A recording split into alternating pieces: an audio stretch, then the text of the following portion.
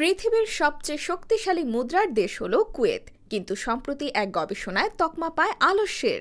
একজন দুইজন না, বরং গোটা দেশটাই অলসতার তালিকায় শীর্ষস্থানে রয়েছে। এত উন্নত দেশ হয়েও কুয়েত কিভাবে অলসতার শীর্ষে? এই প্রশ্নের উত্তর জানতে থাকতে হবে আমাদের সাথে।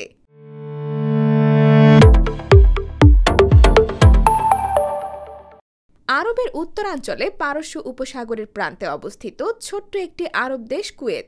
পশ্চিম এশিয়ার এই দেশটি প্রায় ৯টি দ্বীপ নিয়ে গঠিত। পূর্বে দেশটি ব্রিটিশদের দখলে থাকলেও ১৯৬১ সালে কুয়েত স্বাধীনতা অর্জন করে।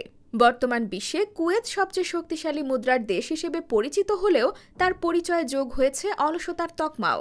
কুয়েত মুদ্রার দিক থেকে হোক আর অর্থনীতি, দুই দিক থেকেই বেশ শক্তিশালী। তাহলে কর্মঠ না হয়ে কুয়েত কিভাবে অলস হয়? বিষয়টা অবাক করার মতন হলেও সত্যি। সম্প্রতি বিশ্ব স্বাস্থ্য সংস্থা পৃথিবীর সবচেয়ে অলস ও কর্মঠ দেশগুলো খুঁজে বের করতে একটি গবেষণা চালায়। এই গবেষণার মূল ভিত্তি ছিল পৃথিবীর কোন দেশের মানুষ কত বেশি শরীরচর্চা বিমুখ তা খুঁজে বের করা। গবেষণাটি চালানো হয়েছিল বিশ্বের ১৬৮টি দেশের প্রায় ১৯ লাখ মানুষের ওপর, যা ২০১৬ সালে ল্যান্সেট গ্লোবাল হেলথ জার্নালে প্রকাশ পেয়েছিল। গবেষণা মতে বিশ্বের প্রায় ১/৪ মানুষ সুস্থ থাকতে কোনো ডায়েট কিংবা শরীরচর্চা করে না। এসব মানুষের মধ্যে অধিকাংশই ডায়াবেটিস, হৃদরোগ, ক্যান্সার সহ নানা রোগে আক্রান্ত। গবেষণায় কেবল তাদেরই কর্মঠ বলে গণ্য করা হয়েছে যারা সপ্তাহে অন্তত ৭৫ মিনিটের জন্য ভারী ব্যায়াম, ১৫০ মিনিটের জন্য মাঝারি ব্যায়াম অথবা দুইটার মিশ্রণে ব্যায়াম করেন। এমনকি যারা ব্যায়াম হিসেবে জগিং করেন কিংবা বিকেলে হাঁটতে বের হন, তারাও কর্মঠদের তালিকায় ছিলেন।